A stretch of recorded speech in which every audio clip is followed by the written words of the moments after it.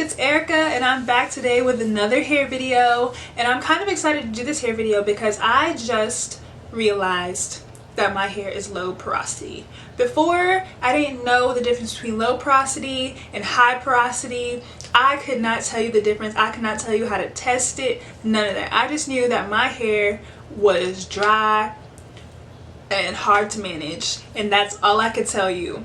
But now that I know, I'm here to tell you and help y'all, because I think now that I know, I found the key, I promise. So if y'all have low porosity hair, I have low porosity 4C hair, stay tuned.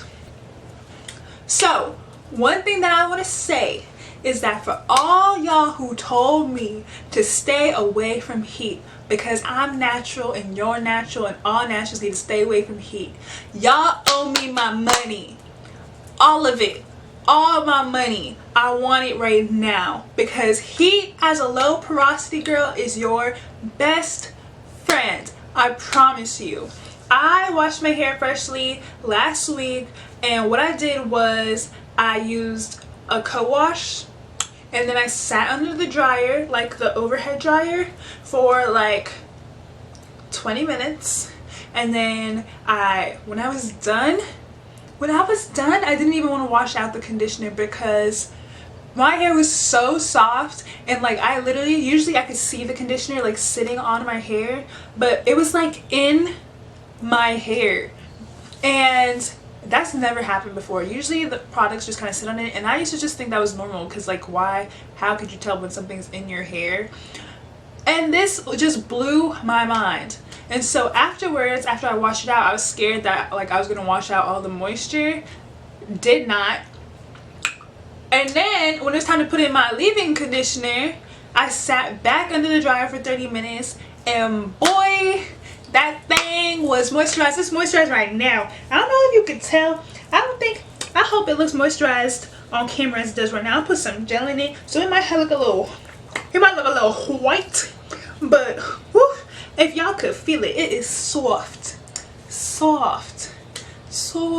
I found the keys. So another key for low porosity hair is cleansing your hair properly. So what I use to cleanse my hair, I could show you guys. Because having low porosity hair causes your hair to have a lot of buildup, because none of the product's getting inside the molecules, the follicles, all that, it builds up. So what I use is this Cream of Nature Argan Oil Apple Cider Vinegar Clarifying Rinse. It looks like this.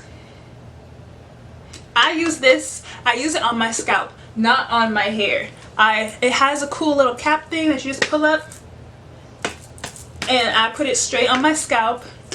I don't recommend you guys using apple cider vinegar in like your whole entire head unless you absolutely have to. And absolutely have to is like if you have the buildup like on your strands, but usually my buildup is on my scalp and like closer to my roots. So another thing, I know there's clarifying shampoos.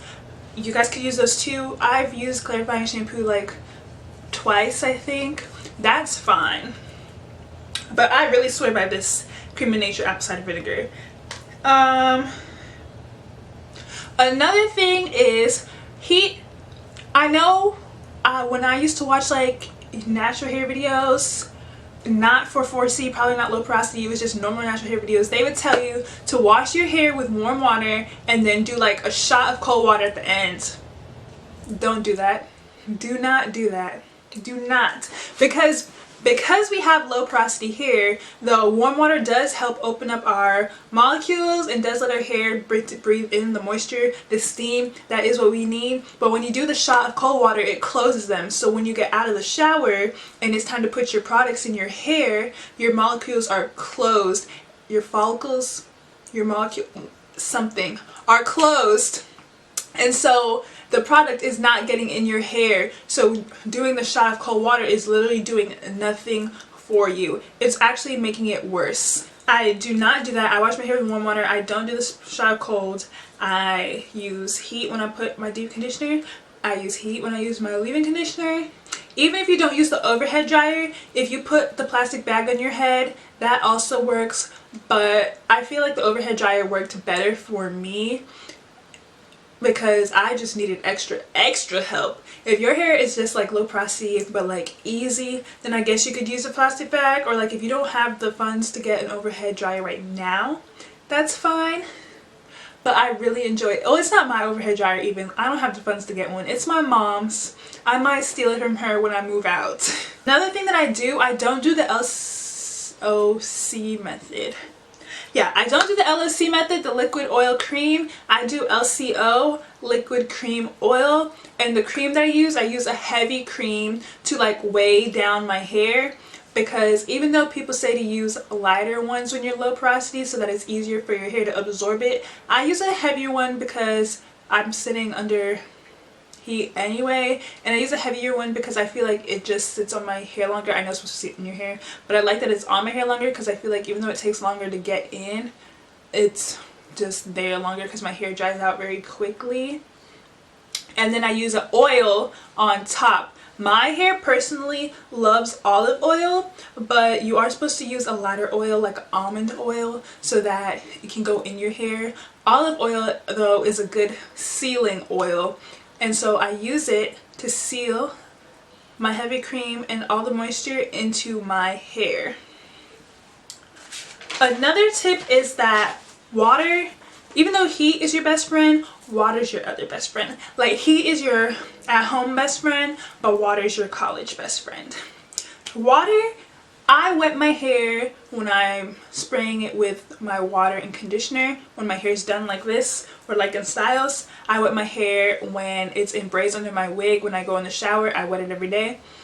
I wet my hair all the time. Your hair loves water. Using products with water as the #1 ingredient, like the first thing that's listed, is amazing for your hair because your hair will thrive. It loves water so much. My hair does thrive when I'm spraying it with water and constantly moisturizing it with water. When I don't, when it's dry, it'll break off.